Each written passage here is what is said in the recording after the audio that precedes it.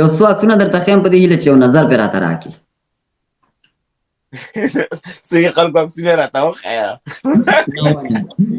په لومړي سر کې ستاسې د ټیم ملګری وی ښاغلی لونګین صاحب. دنه مې جار صدقه قربان کې بیره نه خو یو نر سړی دی واجر نر سړی دی په افغانانو مهین دی او دا چې کله ټیک ټاک ته راغی اوله به ما ویډیوګانې کولې هغې ټیم کې به ما لږ جنګ و اخواته واجر د هغې وخت کې به جنګ و نو د هغې وخت کې ټیک ټاک ته راغی ما ته وایي تا ویډیوګانې مې ډېرې خوښې شوي دي که نه هغې نه مخکې نه ما پېژندل نه زه پېژندلم بیا راغی بیا دې ما 3 میلیونه لایکس پوره شوي وو په ټیک ټاک کې غټ کیک یې راغوستی غټ کیک یې کټ کړی و ځکه دا په افغانانو ډېر مهین باندې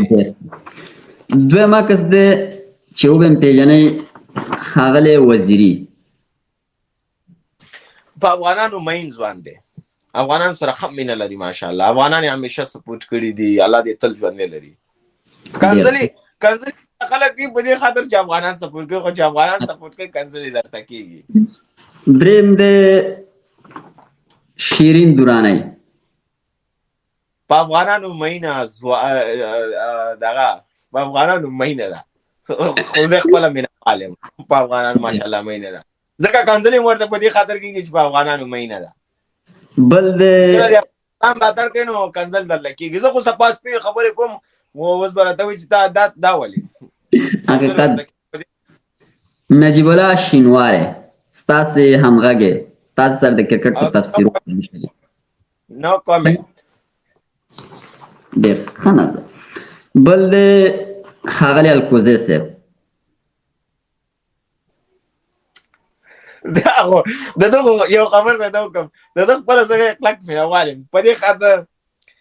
زه هغې وخت کې میډیا ما نه کاروله واجب ده یو ورځ اوس لایف راغله ما وتي زه د افغانستان د کرکټ سوپر هغې وخت کې زه میډیا مې نه کاروله خو لږ یې عزت هم کړم ولې عزت هم کړم خو دا زه یې مینهوال یم په افغانانو مهین ځوان دی همیشه یې د افغانستان دپاره مبارزه کړې ده الله تعالی دې ورله ډېر عمر ورکړي واجر همیشه یې د افغانستان دپاره مبارزه کړې کنځل ورله په دې ورځ بدل کېږي ولا بېچاره نور په تنګ شوی هم دی چې وتښتي واجر دا میډیا پرېږدي خو دا ګورې میډیا نه پرېږدي په دې خاطر چې په خپل افغانانو کې غیرتي ځوان هم دی. ډېر ښه ډېر ښه. اوس د عکسونو برخه ختمه شو یو پوښتنه درنه بله کوم هغې نه بیا 15 لنډې لنډې پوښتنې اول به راته دغه ووایه چې د افغانستان 3 رنګه بیرغ طالبان نه مني له دې طالبانو نه به م خواهش